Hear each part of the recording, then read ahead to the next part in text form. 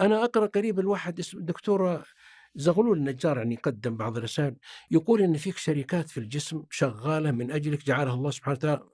شركة القلب هذا شيء، أنا جلست عند بعض الأطباء أطباء القلب في مستشفى التخصصي الملك فيصل التخصصي، وإذا القلب عمل ثاني شيخ وتخصصات وشيء. طبيب العيون أيضًا في أظن الدكتور عبد الله عسيري في مستشفى الملك خالد للعيون. آثار العيون كما تعرف الشبكية والقرنية وأشياء شركات متخصصة، الله أعطاك إياها ومنحك إياها سبحانه وتعالى، الكبد، الطحال، كل ما في جسمك.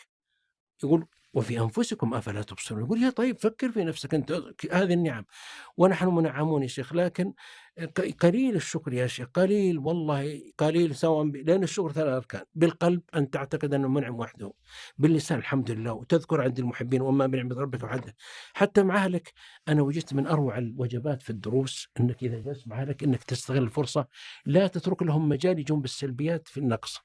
قُل والله اليوم ما شاء الله تبارك الله تفكّرت ما شاء الله إن يوم سكننا في الفيلا هذه، والله إني تفكّرت ناس كثير حصّلت ناس ما عندهم مساكين، وناس ما عندهم بيوت، وناس أمّا تدخل في الموضوع، نعمة مثلًا ما شاء الله أولادنا سلموا من الإعاقة، والله إن الإعاقة صعبة وإن كذا وتذكر هذا فتأتي تستولي على المجلس بالسعادة، إمم. لأنه بييجي الإحباط بعدين.